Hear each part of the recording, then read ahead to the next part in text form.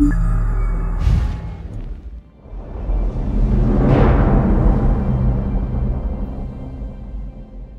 I'm Paul Sage. Hi, I'm Nick Conkle. Hi, I'm Dan Crenshaw. And we're here to talk about the group gameplay in Tamriel. Yeah, so here what we're looking at is an overland boss monster. One of the things we looked at is the fact that people at first really kind of like to get their legs, so to speak, under them by playing alone. And so what we wanted to do is provide friction elements to really get people involved in playing with other people, because we don't want to force you to play with others. We want to give you encouragement. So we opened up here with Sorcerer's Crystal Shard, kind of stun the guy right off. I'm the healer there, just went into lightning form. We'll do it again. Yeah. So that's going to reduce my damage. So I usually pop that when the boss has turned to target me. You see me blocking there as he unleashed his AoE. I popped the healing ward, or steadfast ward, on my buddy Eric there, since he was getting focused by the boss. And now I'm just spamming. Yeah, when he gets to low health, it's time for Mage's Fury. So we have pretty furious. You know, the execute abilities in our game are really useful and very popular. So when you get a boss down to a certain health threshold, everyone kind of just goes into execute mode and try and finish them off as fast as you can. This is trying to find a group member, and the fact that, you know, we don't want you to, we want to make sure that the world is big, and therefore we put lots of exploration points, but we don't want to artificially keep you from people by making it to where, you know, it takes an hour to get to somebody. So we have fast travel mechanisms where you can use either these way shrines, which is what you're seeing here, or you know, if you're actually in the group, you can teleport to that nearest group member, which may put you at a way shrine just because we have to put a safe place. But the idea is to get you with your group members as fast as possible. Yeah, and being able to just pop open your map, click on that way shrine, and instantly teleport there anywhere that you've already discovered. It's really nice. And this is a Dark Anchor encounter. Yeah, anytime you see something like this out in the world and you know, hey, there's 6 guys there and they're performing some sort of super ritual and I'm pretty sure something terrible is going to happen after that, you want to be able to quickly get a friend to come with you, because you're not going to be able to take that out by yourself probably. That guy's going to be fine. Trust me, guys. I don't think he's going to be fine at all. It's going to be great. he's floating in midair.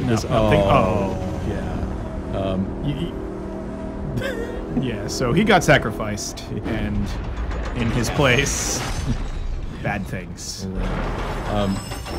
I think one of the funniest things about Dark Anchor, he's going to be fine too. Oh, he's not going to be fine at all. No, that feels good. Yeah. Poor guy floating up into the sky. Countdown to 1 shot. 3, 2, 1. 1 shot. There's nothing wrong with sneaking up with a bow. P.S. That guy was dead. 1 shot. Get the AoEs. The idea is that Moloch Ball, who's this, you know, a Daedric prince, is trying to pull the world, which is called Nirn, into his realm of Cold Harbor, and basically make it a bad time for everybody. So this is one of those anchor points, and that's why you see all of his minions spawning in. These Daedra are trying to prepare the way for him to bring Nirn into Cold Harbor. This Dark Anchor's not given up easily. You know, I think we're pretty well positioned here to make sure that we can, you know, but we can see monsters. Every person's engaged in an individual little fight, and Dan sort of in the back healing, but also dealing with guys that are rushing at him. So there's just enough action that if you aren't coordinated and working together like this, then, you know, everyone will just scatter and die on their own.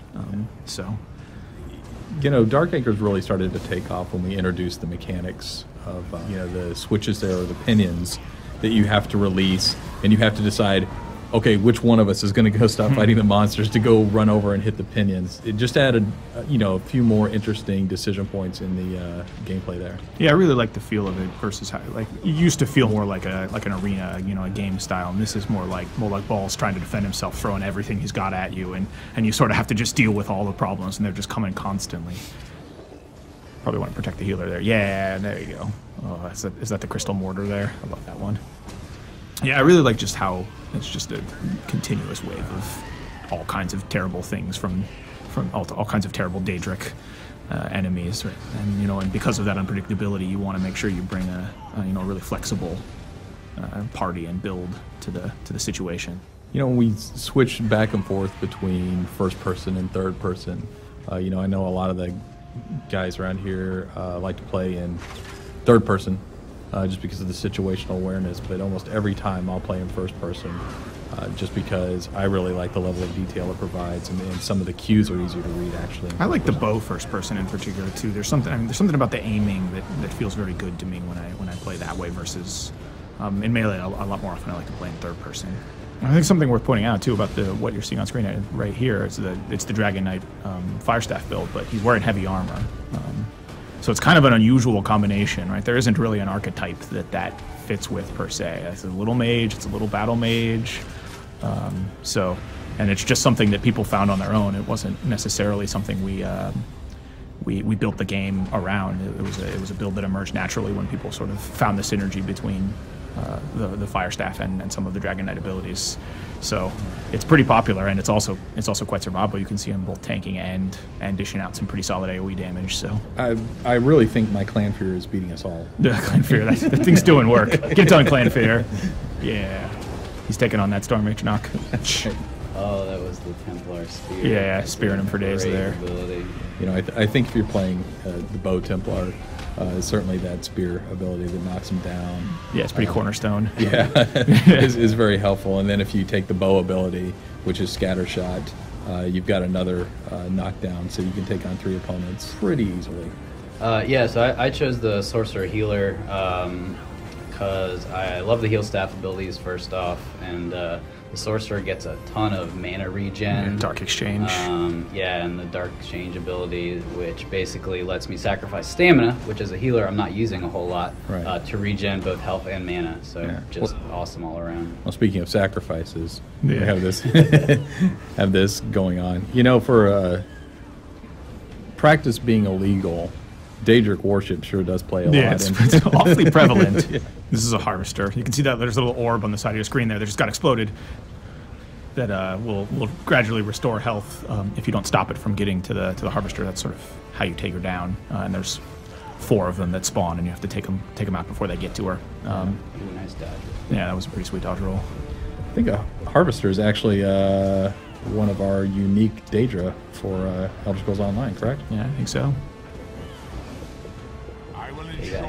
Yeah. So that's at the end of all the waves, or all the sort of continuous waves. There's one giant boss, and then you get the opportunity to knock out the thing for good, which is what's happening here. And you can see like it was a really bad place. The world was warped around this, and after you take it out, it sort of returns to normal. You know, the skies go back to clear. Yeah, These sparkles. Yeah, take that, Molag Ball. Stay out of our Tamriel.